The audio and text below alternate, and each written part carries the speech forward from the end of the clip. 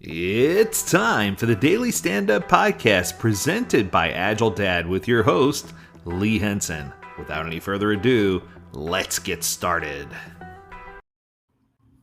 As one might expect on this Memorial Day, we are going to do a Memorial Day tribute episode. I want to thank my friends at the History Channel for providing me with some great information about Memorial Day. If you want to learn about Memorial Day or any other holiday or anything else regarding history for that matter, I strongly encourage you to go over to historychannel.com, which is history.com. And at history.com, you can learn a whole bunch of great stuff there. So, for those of you from out of the country, Memorial Day is an American holiday. It's observed on the last Monday of May, honoring the men and women who died while serving the United States military. Now, those of you who know AgileDad know that we place a great emphasis on our warriors, and we thank all those who've made the ultimate sacrifice and those whose family members have just gone and helped protect our civil liberties and help provide us with a way that we can be in a place where we can have freedoms and liberty and justice. It's just so amazing to me when I travel around the world to see people without freedom versus the freedom that we have here. So, this holiday was originally known as Decoration Day. It originated in the years following the Civil War and became an official federal holiday in 1971. Many good things happened in 1971. Many Americans observe Memorial Day by visiting cemeteries or memorials. They hold family gatherings and participate in parades. Many people do barbecues. Unofficially, it marks the beginning of the summer season. So, a little bit of background, because I had many people who asked me, or I asked many people actually, about the history of Memorial Day. Where did it come from? The birthplace of Memorial Day. How was it observed in the early days? So, I thought it might be fun just to give you a little bit of background about the observance of Memorial Day. So, the Civil War ended in the spring of 1865, and it claimed more lives than any conflict in United States history and required the establishment of the country's first national cemeteries.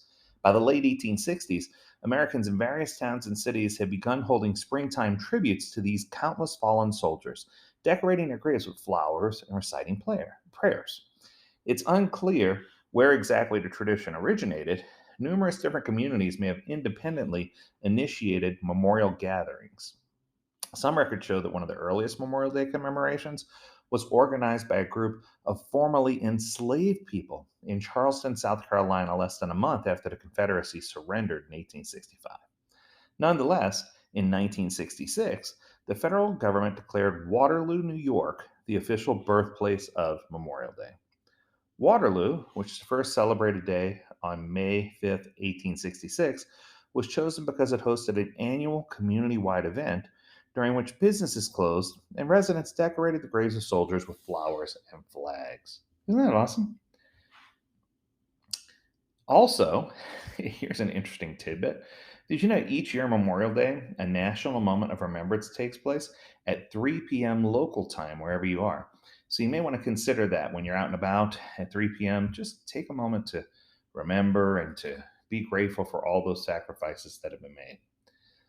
So, Memorial Day, as Decoration Day gradually became to be known, originally honored those who lost their lives while fighting in a civil war. But during World War I, the United States found itself embroiled in another major conflict. And the holiday evolved to commemorate American military personnel who died in all wars, including World War II, the Vietnam War, the Korean War, even the wars in Iraq and Afghanistan.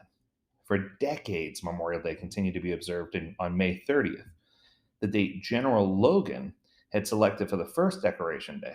But in 1968, Congress passed the Uniform Monday Holiday Act, which established Memorial Day as the last Monday in May in order to create an official 3-day weekend for federal employees. This change went into effect in 1971, and the same law was also declared Memorial Day as a federal holiday. Isn't that cool? So I guess what I'm trying to say is there's more to this holiday than meets the eye.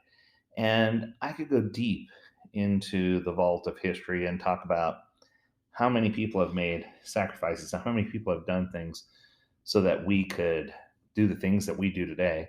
But instead, I wanted to make this a little more personal. So I come from a rich history of military family. Each of my grandfathers fought. I have one grandfather who was a Marine and one grandfather who was in the Air Force. I have a father who served in the Air Force as well. I had another close relative who served in the Army. The point I'm trying to make is everyone put in their time.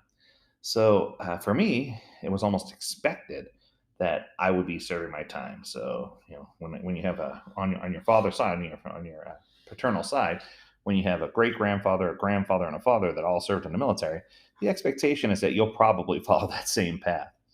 But unfortunately, I did not have an opportunity to follow that path. I had some physical conditions that prevented me from being able to serve in the military. And what I can tell you is while I was heartbroken that I didn't get to continue that streak, I was also very blessed. Let me explain. When I say I was blessed because I had an opportunity to serve those people who serve in the military in a different way. Through our programs at AgileDad with AgileDad Gives Back, we've had an opportunity to certify over 300 military members who are transitioning out of the military for free. Let me give that number again, 300 free certification. Isn't that awesome? And we're going to continue that trend. We're going to continue to do that. Any person who signs up for any class that's a military vet automatically receives a significant military discount as our way of saying thank you. Once a year in November, right around Veterans Day, we host classes that have a lottery system where any military member can enter the lottery for one of the seats that we give away for those free classes.